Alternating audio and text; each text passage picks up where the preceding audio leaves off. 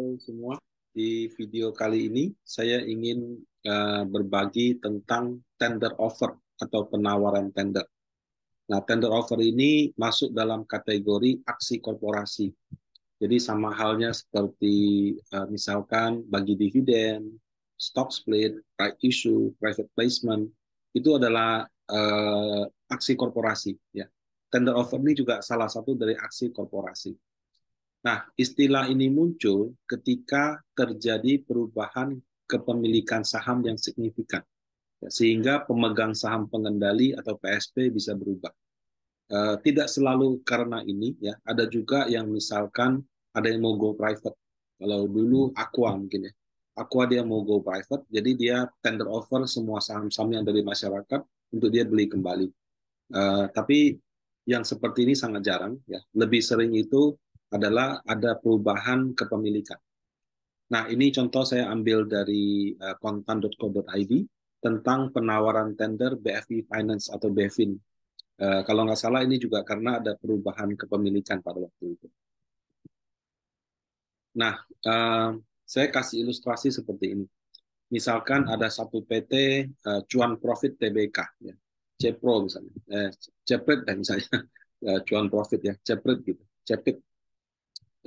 Katakan struktur pemegang sahamnya adalah PSP, pemegang saham pengendali punya 3.000 lembar saham, masyarakat punya 1.000 lembar saham, total 4.000, sehingga 3.000-nya PSP setara 75%, masyarakat yang 1.000 setara 25%. Katakanlah karena si Cepit ini selalu untung, untungnya juga banyak, ada pemegang saham baru yang berminat untuk masuk. Jadi dia mau beli PT John Profit ini. Nah, beli perusahaan itu nggak mesti kayak Elon Musk, beli semua sahamnya. Kamu beli 51% saja, itu sudah menjadi pemegang saham pengendali. Sudah bisa angkat direksi, angkat komisaris, menentukan arah perusahaan, dan lain-lain. Jadi nggak perlu beli sampai dengan 100%. Nah, jadi pertanyaannya, kalau misalkan mau beli 51%, kan daripada kita beli dari masyarakat ya, orangnya masyarakat itu banyak, bisa ratusan ribuan orang, bahkan puluhan ribu orang, untuk beberapa saham, bahkan pemegang sahamnya sudah ratusan ribu, kecil-kecil lagi gitu kan. Beli aja sama si A 51%, kan dia punya 75, jual 51 ke saya kan bisa seperti itu. Nah, kalau seperti ini kan pemegang saham pengendali berpindah, tapi masyarakat nggak dapat apa-apa dari perubahan pemegang saham pengendali ini. Nah, oleh uh, regulator itu direview gitu ya. Kalau misalnya ditanya apakah masyarakat dirugikan, atau bukan masyarakat deh, pemegang saham minoritas. Ya, jadi orang yang beli saham punya sahamnya tapi sedikit, hak suaranya cuma 0,000 sekian persen, apakah mereka dirugikan? Dari sisi manajemen ketika terjadi perubahan itu masih tanda tanya. Kenapa? Karena bisa saja grup yang baru masuk ketika dia membeli perusahaan tersebut, reputasinya, permodalannya itu jauh lebih baik daripada yang existing. Ya, bisa seperti itu. Ya, bisa juga ternyata pas masuk yang baru, ternyata pengelolaannya tidak lebih baik, bahkan lebih jelek. Ya. Nggak ada yang tahu kan. Itu kan hanya waktu yang bisa membuktikan. Jadi dari sisi manajemen agak sulit untuk mengatakan pemegang saham minoritas itu diuntungkan atau dirugikan. Nah, kalau dari aspek keadilan, ya, fairness gitu ya, itu harus kita akui pemegang saham minoritas dirugikan. Kenapa? Karena kalau misalkan harga marketnya 1.000, waktu terjadi perubahan kepemilikan ditawar dengan harga 2.000, misalkan aja. Nah, kenapa cuma yang pemegang saham pengendali yang dapat giliran? Harusnya kalau saya punya meskipun cuma 5 lot boleh juga dong, gitu kan? Jadi ibaratnya ini merugikan yang namanya pemegang saham minoritas karena mereka tidak mendapatkan kesempatan yang sama untuk menjual sahamnya pada harga yang pada saat perubahan kepemilikan terjadi itu ternyata sangat menarik. Nah, untuk itulah ada kewajiban yang diatur dalam POJK tentang pengambil alihan perusahaan terbuka. Ketika terjadi perubahan PSP, itu PSP yang baru wajib untuk melakukan tender offer. Ya. Jadi bagi PSP baru atau pembelinya tender offer, tapi kalau bagi masyarakatnya, pemegang saham minoritasnya sifatnya sukarela. Ya. Jadi jangan mix up ya atau jangan tercampur. Yang diwajibkan untuk melakukan tender offer adalah pemegang saham pengendali baru. Apakah si pemegang saham minoritas wajib menjualnya pada tender offer itu? Tidak. Itu tender offer itu sifatnya sukarela. Jadi artinya kalau harga pasar 1.000 ditawar di 2.000, kalau nggak mau jual ya nggak apa-apa. Ya itu bebas-bebas saja gitu. Nah, jadi secara lengkap Bapak Ibu bisa Google ya POJK tentang pengambil alihan perusahaan terbuka. Salah satu pasalnya mengatur tentang ini. Nah, berapa harga tender offernya? Jadi diatur ya. Ada beberapa ketentuan sih, tapi yang umum itu adalah rata-rata 90 hari terakhir mengambil harga high. Kalau saham kan ada open, high, low, close. Nah, ambil high-nya selama 90 hari terakhir, dirata-ratakan. Ya. Atau eh, harga ininya, harga pengambil alihannya mana yang lebih tinggi. Ya, jadi misalkan harga rata-rata 90 hari terakhir adalah 1.800. Waktu take over dari pemegang PSP lama ke PSP baru di 2.000. Berarti pakai 2.000. Tapi kalau misalnya PSP lama PSP baru harganya 2.000, harga rata-rata 90 hari terakhir adalah 2.500, maka tender offer tersebut wajib dilakukan pada harga 2.500. Nah, berapa Pak volumenya Pak? Nah, kalau volume itu diatur ya. Ya sesuai kemampuan. Jadi tidak harus membeli semuanya. Jadi ada ketentuan deh. Jadi dia nggak mesti membeli semua karena saya cuma butuh 51%. Terus misalnya masyarakat mau jual, uang saya cuma cukup tinggal 65% misalnya. Ya saya nggak mungkin beli beli selisihnya juga. Gitu. Jadi dibaca lebih lengkap itu ada ketentuan. Nah tadi sudah saya jelaskan. Jadi tender offer itu wajib bagi PSP baru, tapi sifatnya sukarela bagi yang punya saham untuk menjual apa tidak. Ya, kalau misalnya kita percaya, wah kayaknya manajemen barunya bagus nih, wah kayaknya ini grupnya lebih besar nih, di dunia levelnya sudah nomor satu gitu. Ya nggak apa-apa, ya pegang aja sahamnya terus gitu kan. Nah, eh, kalau misalnya pemegang saham pengendali lama, pemegang saham minoritas dapat untung daripada transaksi penjualan ini, apakah PT-nya mendapat keuntungan? Tidak, Bapak Ibu. Jadi bedakan ya, misalnya saya kasih ilustrasi grup Jarum sama Bank BCA. Nah, katakanlah terjadi perubahan PSP. Bank BCA-nya misalnya dibeli oleh grup yang lain. Nah, maka transaksi itu hanya terjadi antara pemegang saham, yaitu grup Jarum, sama pemegang saham minoritasnya gitu ya, dengan pemegang saham baru. Apakah PT Bank BCA-nya mendapatkan dana dari transaksi itu? Tidak dapat sama sekali. Ya, jadi ini hanya terjadi antar sesama pemegang saham saja. Padahal perusahaannya kan juga satu entitas sendiri seperti itu. Nah, dalam transaksi akuisisi yang sering terjadi di Indonesia, nggak sering lah ya, tapi banyak gitu ya. Uh, untuk perbankan khususnya, biasanya adalah pemegang saham yang lama itu tidak mampu memenuhi minimum permodalan yang disyaratkan regulator. Jadi sekarang regulator perbankan yang mengatur perbankan itu cukup ketat gitu. Bank kalau kecil-kecil itu nggak boleh, dia harus punya minimum modal sekian.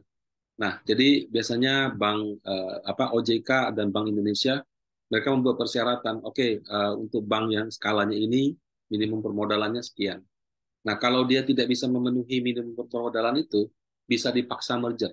Ya. Jadi antara pemegang saham lamanya nyuntik dana atau dipaksa merger. Nah, dalam banyak kasus, kalau misalkan pemegang saham lama duitnya nggak cukup lagi atau nggak ada lagi atau nggak mau nambah lagi, ya mau nggak mau dia akan biasanya reissue gitu ya, dia jual ke masyarakat suruh masyarakat yang nambah, atau ya dia jual ke pemegang saham baru suruh pemegang saham baru yang nambah. Nah seperti itu. Nah kalau tender offer itu biasanya eh, kalau dalam case yang perbankan ya terjadi perubahan kepemilikan dulu, baru setelah itu ada aksi korporasi lanjutan. Ya, jadi berubah dulu pemiliknya, baru nanti ketika di tangan pemilik yang baru ada penyetoran modal tambahan. Nah ini saya kasih contoh ya, ini saya ambil dari Kontan. Ya. Jadi ini ada sekitar 19 bank yang modal minimalnya itu kurang daripada ketentuan yang ditetapkan oleh OJK. sehingga mereka disyaratkan untuk menambah modalnya. Nah, ada yang right issue, ya, ada yang komitmen pemegang sahamnya, artinya pemegang sahamnya mau nambah modal, ya, ada yang private placement, ya, ada yang diakuisisi seperti itu. Jadi sesudah akuisisi dia melakukan right issue lagi. Nah, ini kalau saya ambil contoh, ya, itu ada Aku Laku yang mengakuisisi Bank Yuda Bakti atau Neocommerce di tahun 2021. Nah, setelah diakuisisi di 2022 atau mungkin dari 2023 akan ada right issue dengan target dana 5 triliun. Ya, jadi dibeli dulu, setelah dibeli baru ditambah modal. Nah, apa bedanya right issue sama private placement? Itu sudah pernah saya jelaskan di video saya yang sebelumnya, tinggal di Google aja. Basically, kalau right issue itu adalah penambahan modal, private placement juga penambahan modal. Bedanya kalau right issue itu pemegang saham lama dikasih hak untuk ikut partisipasi. Kalau private placement tidak. Nah, biasanya right issue untuk penambahan modal yang jumlahnya banyak. Kalau private placement itu yang jumlahnya sedikit. Kalau nggak salah di bawah 10% atau di bawah 5%. Nah, kalau kita lihat, di sini banyak right issue, berarti jumlah lembar saham baru yang ditambah itu lebih dari katakanlah 10% dibandingkan jumlah lembar saham yang lama. Makanya melalui mekanisme right issue. Nah, ada juga ya, walaupun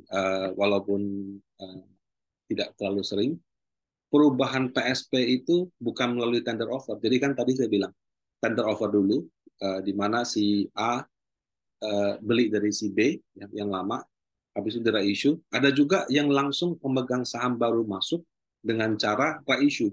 Jadi tidak ada tender offer gitu. Nah, ilustrasinya seperti ini. Misalkan pemegang saham lama tadi 3.000 lembar setara 75%, B masyarakat 1.000 lembar 25%. Nah, karena modalnya tidak cukup, maka diputuskanlah menambahkan 4.000 lembar saham baru lagi. Totalnya jadi 8.000. Nah, tapi PSP lama bilang, wah sorry, saya nggak ada duit. Tapi saya juga nggak mau jual saya punya porsi. Ya udah, 4.000 ini biarlah pemegang saham baru aja yang nambah. Nah, kemudian pemegang saham masyarakat yang 1.000 juga dapat right issue juga. Dia dapat right juga, hak juga. Nah, kalau dengan asumsi pemegang saham baru membeli semua right-nya PSP lama dan semua right-nya masyarakat yang 1.000, dia eksekusi semua, nanti akan ada susunan pemegang saham baru dengan kurang lebih seperti ini, 3.000 lembar PSP lama, 1.000 lembar yang masyarakat, 4.000 lembar PSP baru. Jadi lembar saham di masyarakat dan di PSP lama tidak berubah. Cuma persentase mereka menyusut. Sehingga masuklah seperti ini. Nah, kalau seperti ini tidak ada tender offer. Jadi cuma masuk aja pemegang saham yang baru melalui mekanisme right issue. Nah, kalau seperti ini perusahaan diuntungkan. Kenapa? Karena 4.000 dikali harga lembar sahamnya itu masuk ke laporan balance sheet daripada perusahaannya. Nah, kemudian apakah pemegang saham lama diuntungkan? Pemegang saham lama diuntungkan. Diuntungkannya dari mana? Dia memang tidak menjual sahamnya, tapi dia menjual right-nya. Jadi right-nya yang dijual ke PSP baru.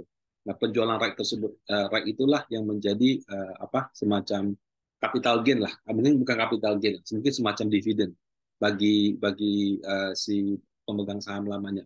Tapi ya right itu kan ada expirednya. Kalau dia nggak eksekusi atau dia nggak jual, ya itu expired seperti itu. Ya. Nah, jadi kalau dalam konteks aksi korporasi yang normal di Indonesia, sebaiknya itu ada tender offer, kemudian right issue, atau tender offer private placement. Kenapa? Karena kalau cuma tender offer, cuma berubah pemilik, perusahaannya nggak diuntungkan, manajemennya aja yang berubah. Nah, idealnya setelah terjadi perubahan kepemilikan, pemegang saham baru itu juga harus menunjukkan komitmennya dengan menyuntik dana tambahan ke situ. Ya, kadang-kadang nggak semua orang suntik dana tambahan, bisa juga bentuknya memberikan pinjaman yang sifatnya wajib konversi. Itu juga memungkinkan sih. Nah, demikian tentang tender offer. Semoga menambah pengetahuan Bapak Ibu dan semoga bermanfaat. Terima kasih.